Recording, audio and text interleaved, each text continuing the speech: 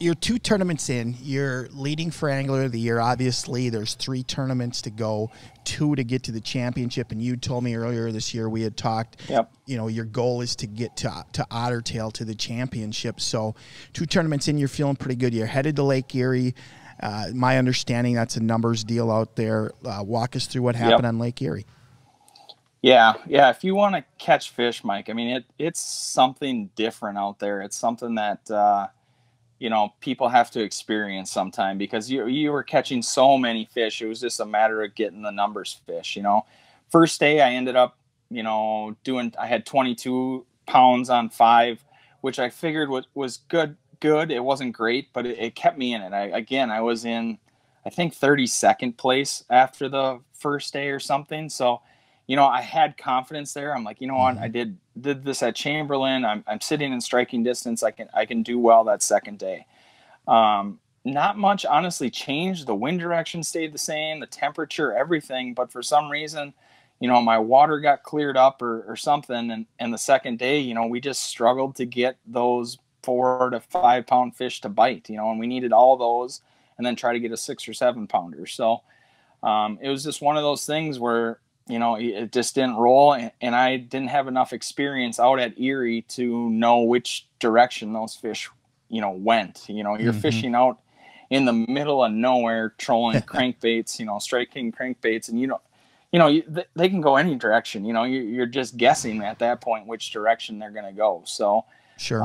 Had I had a little more experience, you know, maybe I could have gotten onto them again, but it was just one of those things. So I ended up dropping, I think, to 74th or something out of, you know, 120 or 115, whatever it was. So that definitely hurt. I mean, we're still sitting good. We're in eighth place for Angler of the Year and still have a chance at winning that thing. So, you know, we'll see. I mean, I'm confident. I like where we're going, and you know, one of my goals, like you said, was to get to Otter Tail. That's one of the big things, you know.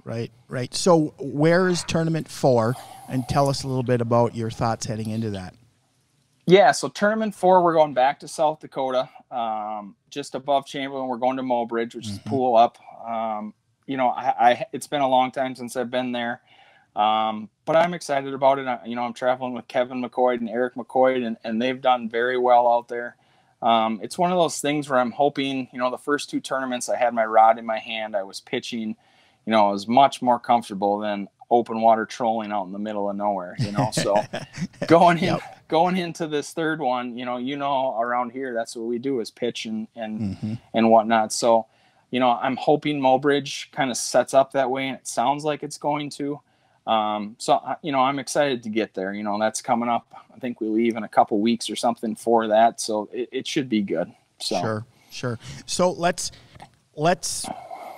not try to jinx you, but let's talk about Otter Tail. Let's say you do get to Otter Tail. Excuse me. You and I both, Drake, have a lot of experience on Otter Tail. We had talked earlier this year. I'm not convinced that September is prime time out there myself, but nevertheless, regardless, everybody fishes, you know, at the same time, the same conditions. What are your thoughts about Otter Tail if you do qualify? Yeah, like you said, knock on wood. I mean, I'm sitting in a good spot, but you know, Otter Tail is changing so much right now because of the zebra mussels, like we've talked about, and like you said, September can be tough. You know, granted, we're a little later into September, so that could help some. And I think it all kind of depends on how cold it gets or hot it stays, you know. You know, if that water cools down a lot, you know, it could really turn on those fish, and we could see, you know, some huge bags come out of there. If it's still really hot and stuff, you know, I think it's going to be tough for a lot of guys. But it's a great, I mean, me and you have grown up fishing there. It's a great place. There's a ton of fish. And I think the guys are going to have a lot of fun doing it. And they can fish how they want to fish, you know, whether they're trolling, casting, whatever they want to do. Right. Well, and that's the thing, Drake. You hit the nail on the head. I think the lake has changed quite a bit because of zebra mussels. And, you know, I actually opened on Otter Tail this year on the Minnesota opener and fished kind of a community spot that's kind of been a favorite of place that I fished a lot with my dad when he was still with us. And so we opened in that area, and we had to make an adjustment really quick on opening day when we saw how clear the water was and the wind laid down. And so we ended up getting fish, on a traditional slip sink or Lindy rig, but we had to use a lightweight and long line it. But the other people that we noticed, and there was a lot of guys struggling, but the other people that were catching fish were pitching jigs and shiners. And it seemed like you had to keep that bait away from the bait, which just makes sense, or keep that bait away from the boat to get bit, which just makes sense given those zebra mussels. Yeah, and I mean, as well as I do, come July when it was hotter than hot, a lot of us used to go on top of those flats and 4 to 6 feet of water, and we used to crush walleyes on top of those. Well, that bite has really died or changed, right now, and it'll be interesting to see, if some guys can figure that out, because those fish are always the biggest fish up there. But it's just really died the last couple of years, and I think guys are more getting them on the edges of stuff, where it's a little bit stained water or just a little deeper water, so it makes it a little darker, So right.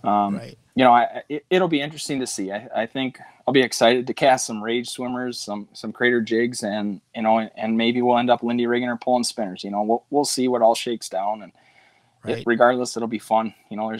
If I can get there, it'll be one of those times where I get to sleep in my own bed for one of the major tournaments, and you can't say that happens too often. So, no, that's right. I'll be excited about it. That's right.